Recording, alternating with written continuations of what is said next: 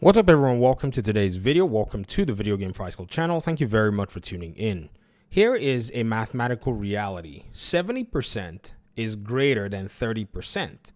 Now, the crazy thing about this is when it comes to Xbox, it appears that somewhere, somehow, this reality cannot be true without caveats. Many of you probably saw my video yesterday where I pointed out an opinion piece that was written by a writer on GameIndustry.biz where they talked about how depending on how the Gamepass situation shakes out, Sony could end up being the company that enjoys the most black ink on its financials from Black Ops 6, which is a bit of a bum note in what should be triumphal moment for Xbox.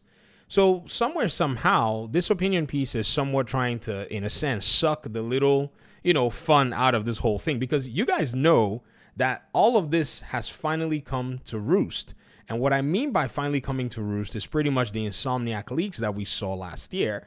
And if you look at Jess Gordon's article, which has the picture, the major highlight of it that made its way around all of gaming media was the Activision threat that PlayStation's analysis was simply highlighting. And if you look very carefully, they had a little document here where they said the Call of Duty threat ... in 2027. I think even their analysts were thinking that somewhere, somehow, there was going to be at least a 4-year window before they actually put Call of Duty on Game Pass, or that they were going to put it on Game Pass, and by 2027, they think things would have probably changed drastically for them to catch up. So if we look at that and we go ahead and pay attention to what is going on right now, I think it's actually very interesting to see that somewhere, somehow, there's the downplaying that's going on. Somebody basically pointed this article, and underneath the article, another person kind of commented and was, I don't know exactly what it is that they were trying to, convey, but I think we should take a look at it. So William Meyer said, do these people know that Microsoft gets 70 to 80% of the Call of Duty revenue? How is this a win for Sony? Now, again, they're staging it as it's like, some kind of a win. But here's the thing. I know that this opinion piece is engagement farming. And so here's what we're going to do. We're going to farm the engagement farm by providing what is actually reality to the situation. So it's a twofer. Not only do we farm the engagement farm, but we actually provide what is relevant information to the entire conversation. I think we're doing good work here. So I said it's engagement farming, and, William Meyer said, I get it. They're baiting people, but come on, for these, folks to somehow say that Microsoft getting 70 to 80% of the COD revenue from PlayStation is a win for Sony. What the heck? I don't want to, imagine the mental gymnastics these so-called journalists are doing to create this fake narrative. To that, someone else came and chimed in and said, how much did Microsoft pay to get that 70 to 80%? How much did Sony pay to get that 20 to 30%? This is a very relevant question for this conversation. So let's go ahead and see where this is all coming from.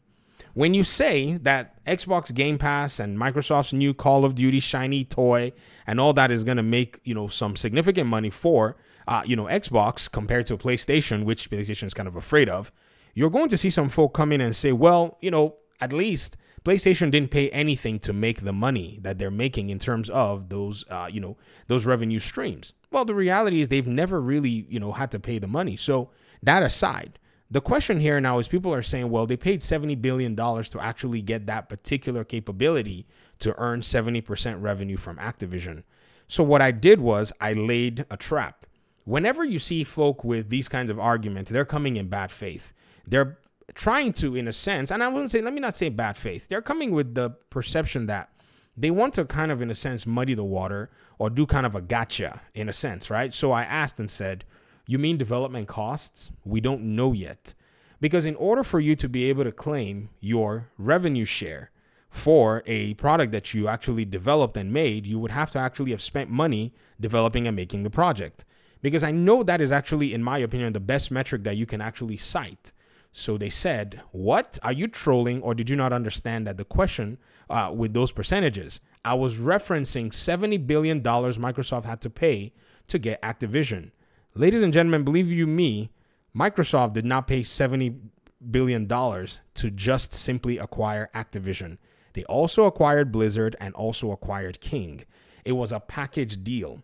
So as many people may look, and this is a very critical, don't miss it. It may just skip you if you're not paying attention. Many people have somehow, in a sense, fixated on Activision as the major, cost in terms of the acquisition, not knowing that Blizzard and King are also equally quite valuable in the whole mix.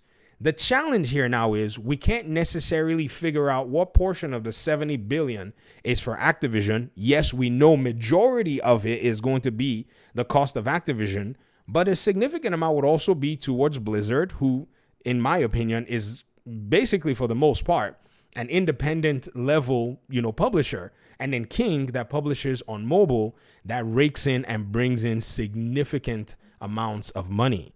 So when people are looking at the $70 billion price point, right, all they're expecting, including this journalist who wrote this particular opinion piece that, we're basically talking about, most of them are fixated on the cost as something that Call of Duty by itself is left to mitigate solo, which is not the case. Now, even this opinion piece written by, Rob Fahey here of, gamesindustry.biz also highlights that there's some Activision games on here. Some are still coming and, they're not really big hitters at the end of the day. But many people forget the King side of this whole conversation. So the question you have to ask yourself is, are you looking that Call of Duty and Game Pass are simply going to go ahead and recoup this $7 billion? Because if you are, I doubt that Microsoft is doing so. You're just looking at it because you only can see Call of Duty because it's in your little periphery and your frame of reference. However, there's a different side to the conversation. So all $70 billion in terms of recovering that cost cannot simply be placed on Call of Duty. King will have to pull its own weight, and Blizzard and its, I would say properties will also have to pull their own weight as well. So this is something that is very important. So I responded because this was a trap question that I asked. And I said, I'm not trolling. A lot of folk who ask these kinds of questions, you're putting yourselves in a trap because you say $79 billion they had to pay to get Activision. And I asked, is that technically correct? Because at the end of the day, this was pretty much a trip up. And they put some gorilla meme and ran away.